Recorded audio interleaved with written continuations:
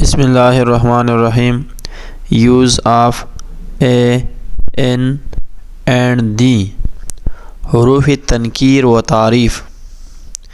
کسی واحد اسم نکرہ یعنی سنگولر کامن ناؤن کے ساتھ لفظ ایک کی انگریزی اے یا ان ہوتی ہیں.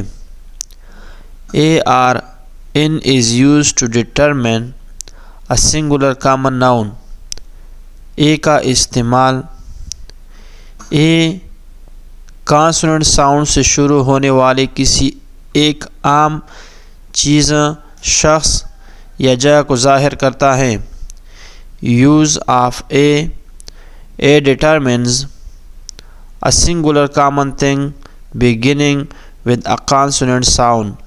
A bag, a cat, a dog, a fan, a gun, a hen, a jug, a key, a lock, a mug, a nut, a pen, a quill, a ring, a star, a table, a vase, a wheel, a watch, a yo-yo, a zebra. ان کا استعمال ان واول یعنی الف کی آواز جو واول sound سے شروع ہونے والی کسی ایک عام چیز، شخص یا جگہ کو ظاہر کرتا ہے.